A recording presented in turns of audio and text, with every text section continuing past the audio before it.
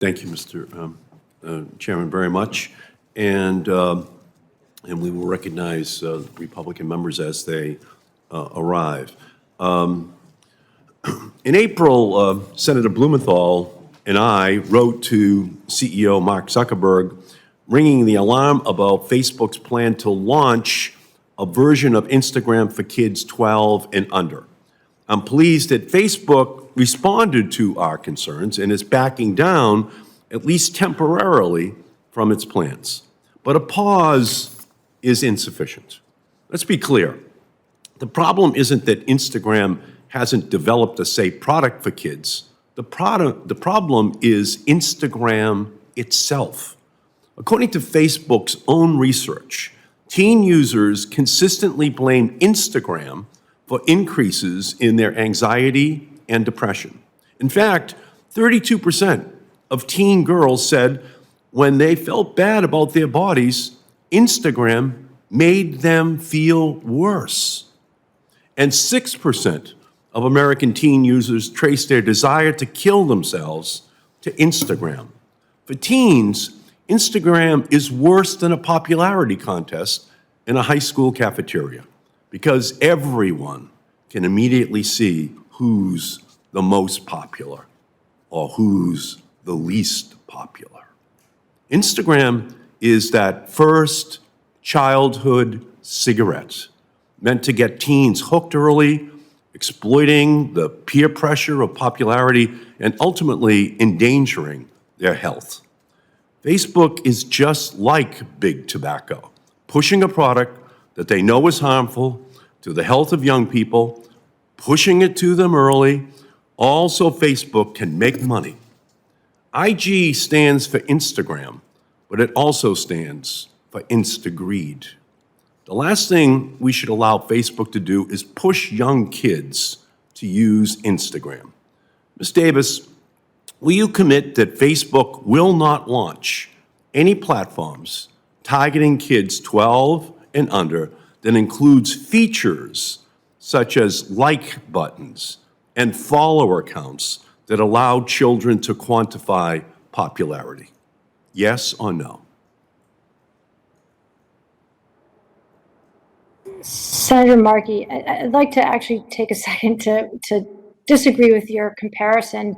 Our products actually add value and offer enrich teens' lives. They enable them to connect with their friends, with their family, and actually during COVID, I appreciate that. during the pandemic, I appreciate that. Senators just have limited time in the question and answer period. And I have a question to you. Will you stop launching? Will you promise not to launch a site that includes features such as like buttons and follower counts that allow children to quantify popularity? That's a yes or a no.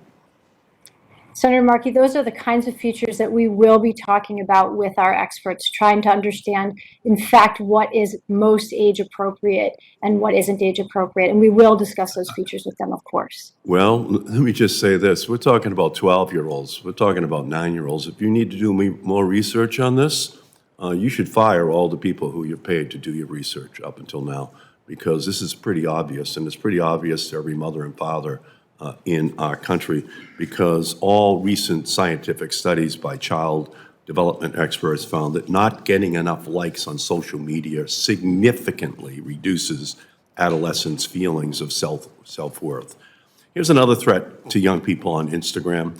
The app is full of images and videos of popular influencers who peddle products while they flaunt their lavish lifestyles to users.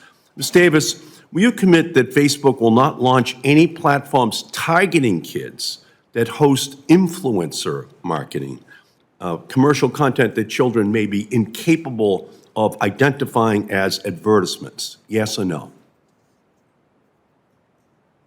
Senator, that's actually one of the questions that we will be working with our experts as well. I do think it's important to point out that our app, Messenger Kids, for a messaging app for young kids under 13, doesn't show ads at all, and that was based on the feedback that we got from parents and from our experts.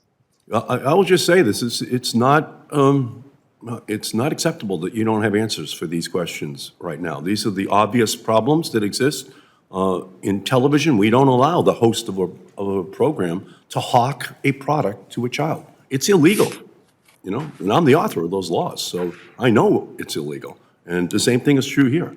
Why Facebook just can't say flat out, no, we won't allow influencers to be trying to push a child towards buying something because that child has now seen a video. It's just, again, completely and totally unacceptable because we know that children lack the cognitive ability to decipher whether something is an advertisement, and influencer marketing is inherently manipulative to kids. The same thing was true on television. It's true over here. We have to move the same values from television over to the internet, or else the same exploitative policies will be adopted by marketers. Research also finds that your algorithms send teen users into a spiral of harmful content, including misinformation about COVID and ads for diet pills and appetite suppressants. Ms. Davis, will you commit that Facebook will not launch any platforms targeting children that employ algorithms promoting this dangerous content? Thank you, Senator Markey. We actually don't allow weight loss ads to be shown to people under the age of 18 already. Okay, well, then that's reassuring because that content shouldn't exist anywhere on your platform. Your platforms, however, from my perspective, are actively promoting these materials, and we can't let that happen to kids. So you seem to disagree with whether or not you are doing that, but my research says that you are. So that's also something that I think we should just codify.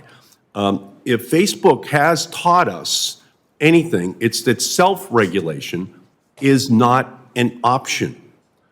We need rules that are federally mandated, that have to be adhered to by companies. And that's why today I am reintroducing the Kids Internet Design and Safety Act, the KIDS Act, partnering with Senator Blumenthal, who I thank for working with me on this bill. Our legislation bans damaging website design features like follower counts, autoplay, and push alerts that are harmful to kids, limits advertising and commercial content like product placement and influencer marketing to kids, and prohibits amplification of harmful and violent content to kids. Ms. Davis, do you agree that Congress needs to pass this legislation and enact these critical safeguards for children online? Yes or no? Senator Markey, I think our company has made its position really well known that we believe it's time for the update of internet regulations, and we'd be happy to talk to you and work with you on that. Okay, well, do you support this legislation? We'd be happy to follow up, most certainly. Well, your company has had this legislation in your possession for months, and you're testifying here today before the committee that would have to pass this legislation.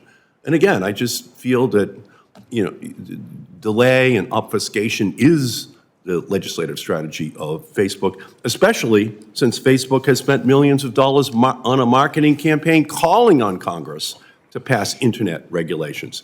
And Facebook purports to be committed to children's well-being, so it's simply wrong that you will not support this legislation to enact protections on kids, for kids online. That's the only conclusion I can reach since you've had it in preparation for this hearing for a long period of time. So we know that Facebook's top priority is its bottom line. Congress has to step in. We have an obligation to enact a bold agenda for young people online, and that means passing the KIDS Act to take on big tech's damaging and coercive tactics to hook kids, 2, updating the Child Online Privacy Protection Act to finally give young people up to the age of 16 a privacy Bill of Rights for the 21st century, and passing My Camera Act to launch a major research project at the National Institutes of Health on the effects of tech on children. It's time for us to do this. We cannot wait. This is a crisis, and we must act. Let me now turn and recognize Senator Thune.